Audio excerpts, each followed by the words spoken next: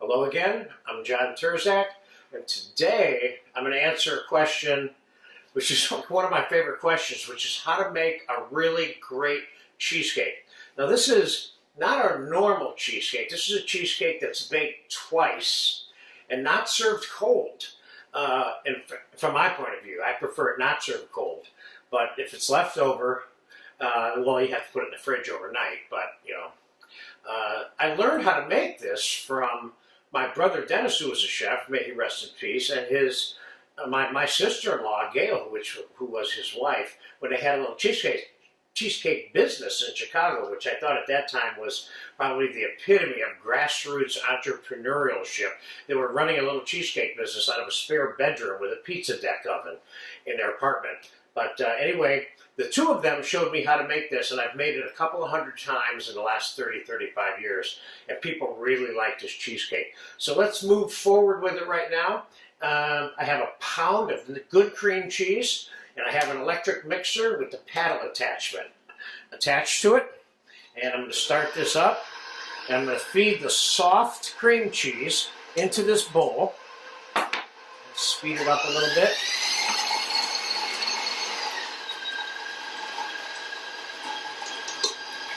So this is a 8-inch springform pan that I have here, and we're going to make one 8-inch cheesecake in there. Now this is a sour cream topped cheesecake.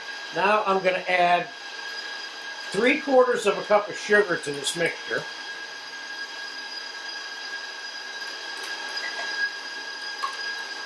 So I don't want to make a really sweet cheesecake. I want this to be kind of just not savory tasting.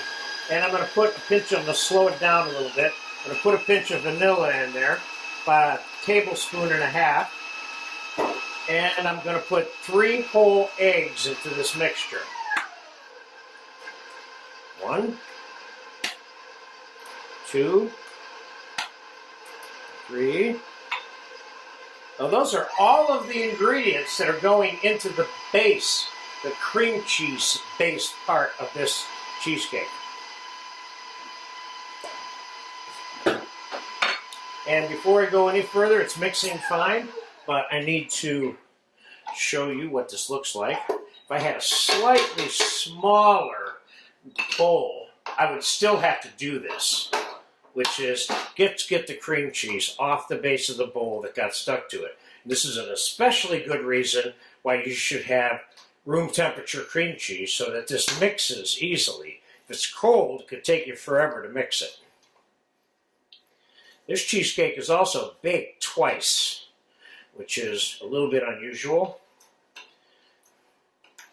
Not startlingly unusual, but unusual. Okay, I'm going to put the paddle back on, and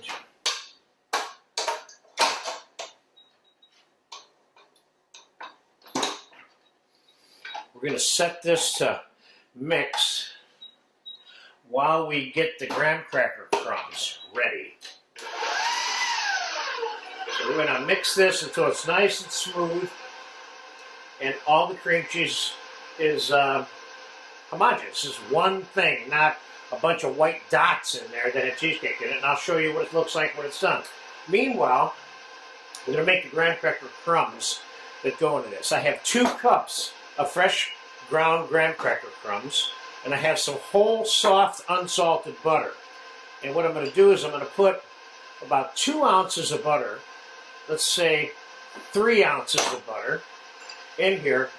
Got to put my hands in here. Now sometimes I wear gloves, sometimes I don't. This is one of those things where you have to be able to feel the texture of the graham cracker as you're going forward.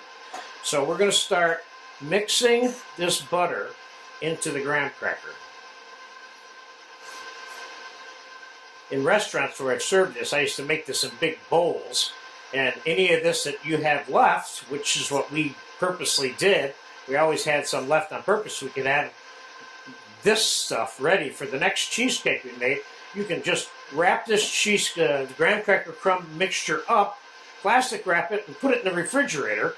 Then when you want to use it again, you need to soften it up a little bit. The best way to do that is a little defrost cycle in the microwave, and then it's soft and pliable enough. It's got to be anchored into the springform mold. So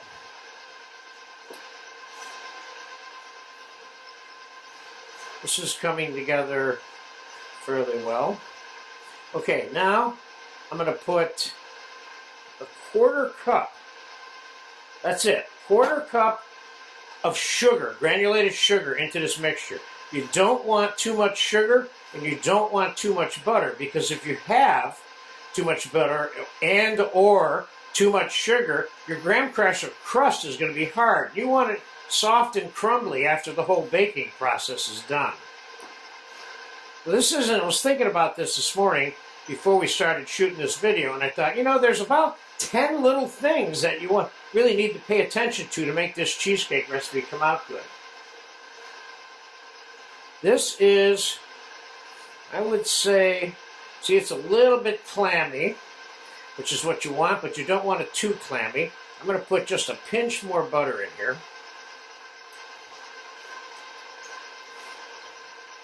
We got about 3 ounces. The important part is that you understand how this should feel, because it needs, and you'll see when I'm putting it into the springform pan, that it has to be able to stick up a little bit on the sides of the pan.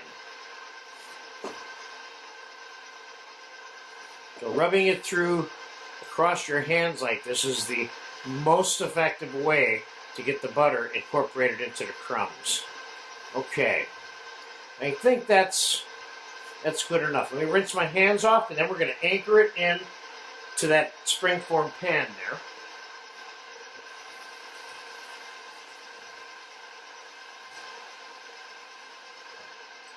So it looks like you're going to get this whole formula here in real time, at least this part.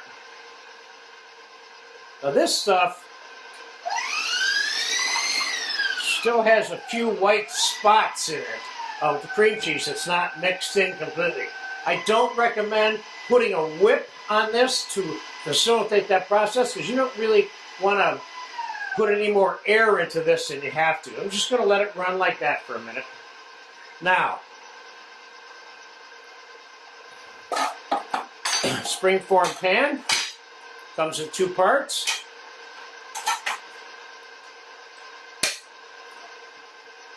Now, how to get the cheese, the graham cracker into the pan. Let's put some on the bottom. And remember, you don't want more graham cracker mixture in here than you need, so don't overdo it. On the bottom, might be a little bit different. You may want the bottom to be slightly thicker than the sides so that it can absorb and hold the slices as they're being moved around. So, there we go. We got the graham cracker crumb in the bottom. Now here's where the tricky part comes in.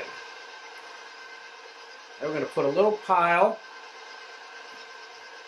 of the graham cracker all the way around. Oh, I remember when Gail was teaching me how to do this. I certainly hope she approves if she happens to see this video.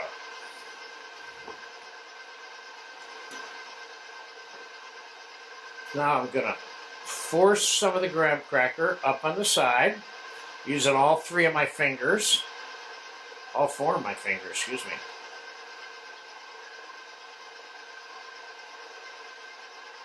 Now, we're going to take, we got a lot of excess in here. We got a little bit of excess right on the bottom.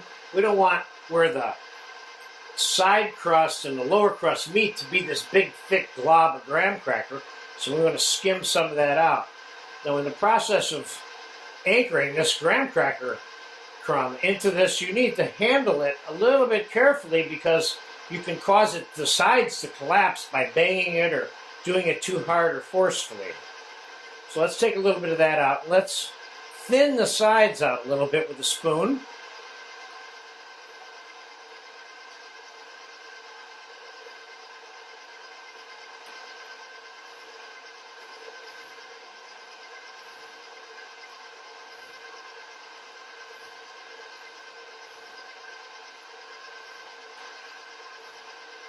I've made, I don't know, 100, 150 of these over the years, and I have yet to have anybody complain about this. Many people saying this is the best cheesecake they've ever eaten. We're going to serve this cheesecake with a little bit of some chocolate swirls on the plate and some blueberry coulis, some fresh blueberry puree. Now we're going to trim down the amount of graham cracker and level the top of this off. This one needs to be a little bit higher over here. Remember, it's one thing to have a little too much crust going up the sides of this. It's another thing not to have enough. That you don't want.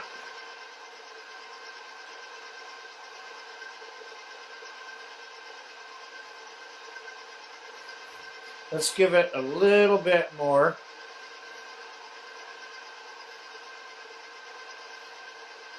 We're going to bake this ultimately at 325 for the cream cheese mixture until it's nice and firm on a sheet pan. And then we're going to let it cool. And we're going to make a sour cream mixture. And we're going to rebake it for a few minutes at a slightly higher temperature.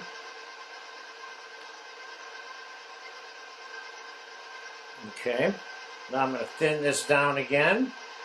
Or shorten the top a little bit because I keep pushing the graham cracker up.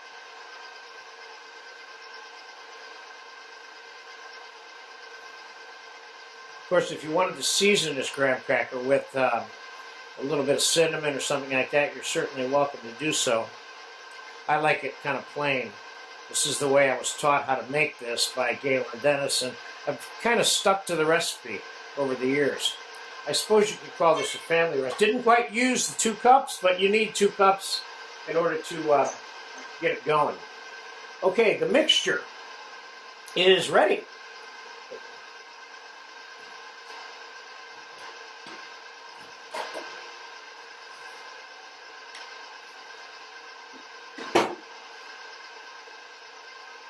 So let's get it out of the bowl.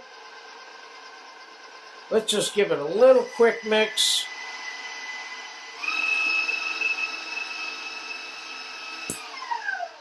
Let me scrape that down again just to be sure I got everything. Looks good from here. I need to taste this too real quick. I've never measured anything except the eggs and the cream cheese when I make this. That's definitely sweet enough for me. Let's give it one more quick mix.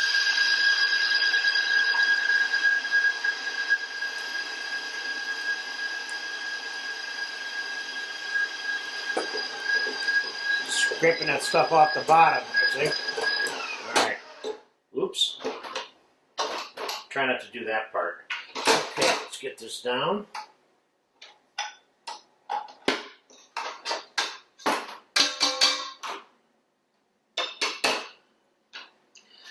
Now, let's get this cheesecake. Let's see if it fits on this little pan. If it does, that'd be ideal. Yes, it does. Okay, let's get the mix.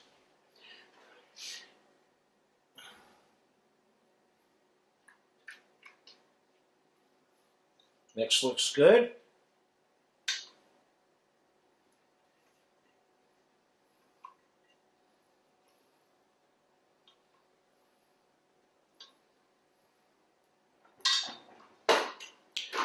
Okay, now we're going to put this in a 325 oven. We're going to cook it kind of slow. Probably going to take about 30 minutes. When I come back and I know it's ready, I'll tell you exactly how long it took. And we'll take it from there. Then we'll take it out and let it cool. And we'll time-elapse that for 2 or 3 hours. Then we'll come back and bake the sour cream topping on it. We'll take it out. We'll let it cool for 2 or 3 or 4 more hours. Then we'll slice it. So here's step 1, the first baking cycle. All right, I'll see you in about a half an hour, 40 minutes. Okay, the cheesecake's been in there for about 50 minutes. So a little longer than I told you before. And I'm getting ready to pull it out. I'm going to show it to you. Let's see what we got here.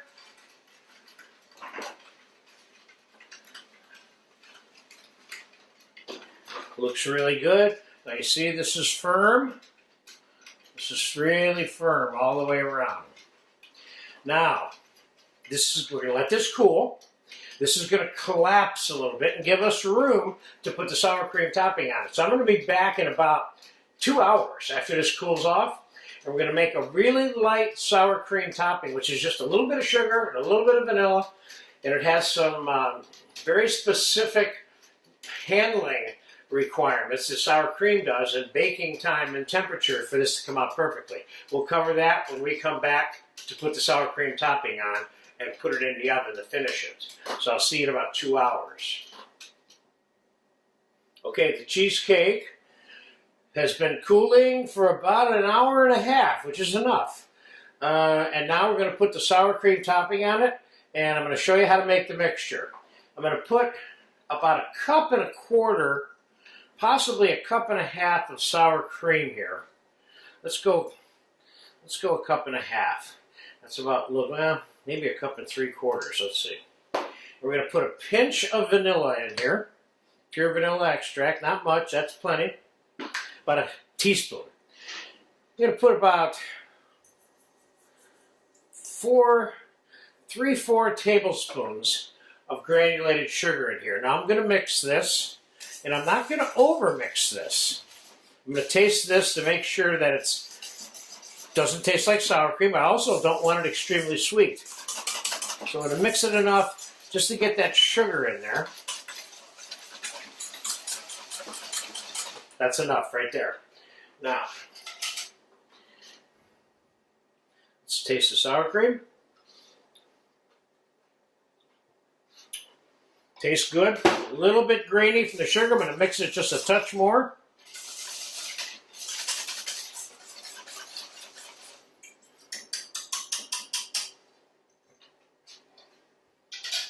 Okay. Now, let's put the sour cream on the top.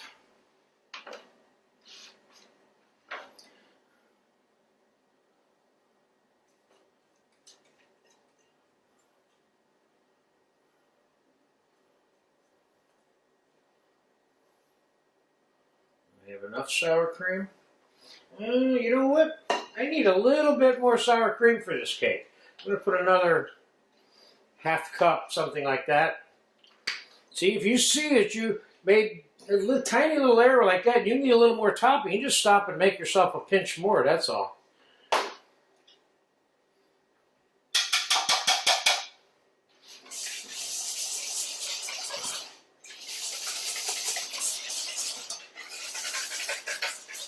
Now we're going to cook this about 10 minutes, possibly 12 to 15, in a 400-degree oven. So it's going to get to a certain point in its amount of time that the sour cream's been baking, where you have to get it out. And if you take it out before that, it's going to be runny and it's not going to set. See, the sour cream is going to set.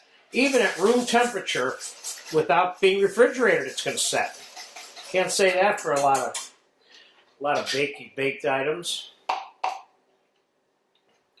Okay, a little extra sour cream. Now I think I got enough. Now, let me get a spoon here. And let's kind of spread the 2 sour creams together so we don't end up with 2 different sour creams in here.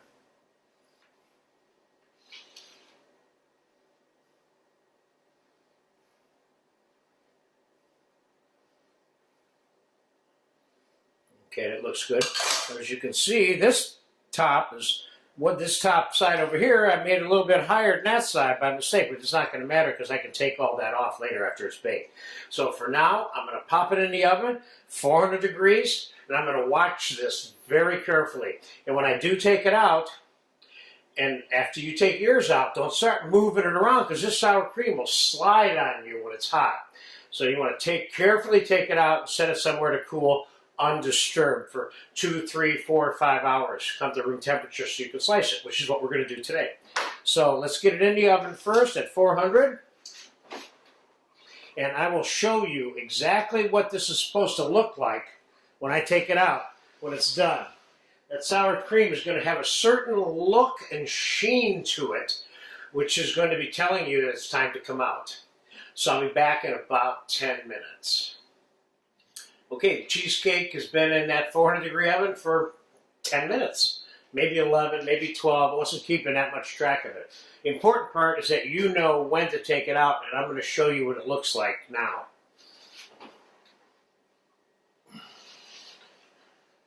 First off, I want you to take a look here. You see how that's moving? I'm doing it very carefully. See how that's jiggling? It's setting, you see? Now, it also has taken on a little bit of a sheen on the top of it. So you can tell as I'm moving the table here a little bit, it's jiggling, but it's not running. It's not moving. It's staying in its position as it slightly jiggles. That's when you know it's done, okay? So I'm going to transfer this over to this cooling rack here, and we're going to let it cool, and we're going to come back in 2, 3, 4 hours, 5 hours, whatever, and we're going to take the spring form off of it then. At this point, you don't want to joggle it around at all. So I'm going to go put this somewhere to cool off, and I'll see you in a few hours, and we'll have a piece of cheesecake together. The cheesecake has been cooling for about 2.5 to 3 hours, and I think it's cool enough to cut. I'm always pressing myself up against the envelope with this because I always want to cut it before it's cool enough to cut. But first thing we're going to do is we're going to take this spring form off of this and reveal ourselves what's actually here, which is a nice little finished cheesecake. And looks good to me. Let's give it a slice and find out. Let's get a slice on the plate. Before we even do that, let's take some chocolate ganache, which you know you have a video for. Let's put a little dollop of chocolate ganache on the plate. Let's cut the cheesecake in half first. Feels good.